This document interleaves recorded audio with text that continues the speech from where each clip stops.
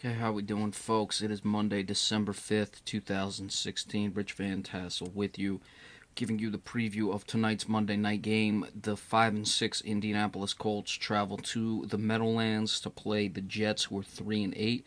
The Colts are 2 and 3 on the road. The Jets are 1 and 4 at home. Injuries for the visiting Colts: Robert Mathis, linebacker; Patrick Robinson, cornerback, are out. T.Y. Hilton, wide receiver; Denzel Good, offensive tackle; Hassan Ridgeway, defensive tackle, are questionable. For the Jets, Lorenzo Malden, linebacker, is doubtful. The rest are questionables: Breno Giacomini, offensive tackle; Marcus Williams, cornerback; Bruce Corder, linebacker; and Muhammad Wilkerson, defensive end. With the Colts, that poor offensive line, they've played somewhat better and of late, but they played better simply because they really couldn't play much worse. Going again, for all the Jets' troubles, for everything that the Jets have problems with, their defensive line is good. Their front seven is good. Wilkerson is a questionable. I'm expecting him to go. You got Leonard Williams in there as well. Their linebackers are solid. Even if Lorenzo Malden can't go, I expect Bruce Corder to go. I really expect Indianapolis to have a hard time in that regard, keeping Andrew Luck clean. Luck's numbers: 19 touchdowns, 8 interceptions. He's put together a fairly solid year. I think the numbers could be better even with that poor offensive line play, however. Jets really nothing to play for. They're still throwing Fitzpatrick out there. I don't know why.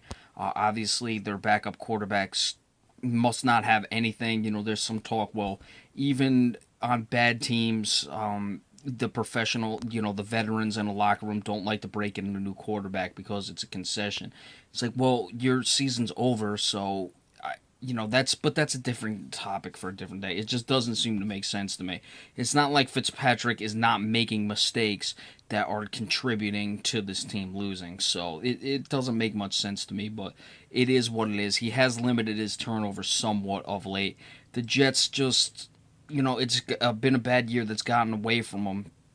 I think, though, that the Jets are going to win tonight because, as I've said all season, Indianapolis' weakest points are their offensive line and their secondary. The Jets' defensive line is their strongest unit, one of the stronger ones in the league to begin with. And while Fitzpatrick has a tendency to throw mistakes, he'll throw the crap out of the ball. You have Brandon Marshall, and you already have Patrick Robinson out for the Indianapolis Colts. So I expect the Jets to really take advantage of the Colts' weaknesses. Colts need the game desperately, but they're not going to get it. It's a situation where the Colts have just neglected too many areas, and it's probably going to cost Chuck Pagano his job, and it's probably going to cost them a playoff berth. I could be wrong about this one, but I think the Jets, especially since they've lost 3 straight, they're at home. They want to finish with some professionalism the rest of the way. Hell, if you're starting Ryan Fitzpatrick, then you better be out there focused and ready to win. You can't be making mistakes. You can't say we don't want a rookie quarterback because we still want to win games, but, well, not Bryce Petty isn't a rookie, but a younger quarterback to get them started. You can't say that, well, we're not going to break these guys in because we want to win and not show professionalism down the stretch. So I expect that from the Jets. I expect them to get the win tonight. I like 30-23 over the Indianapolis Colts. Both defenses will struggle somewhat. The secondaries are not great either way, but the Jets will get enough pressure and force the turnovers for Andrew Luck. And while Indianapolis will get a few, it'll just be not a few turnovers, that is, takeaways. It won't be enough tonight as the Jets get the victory. All right, be sure to stay tuned the rest of the week. I may look at potential playoff scenarios going down the stretch, where things stand. I might wait till after this weekend's game. There's so many things. There's so many different teams when I've just initially looked at it that are in play. So I don't know if I want to wait till it maybe settles down after this week. Some things become more clear, or look at it then.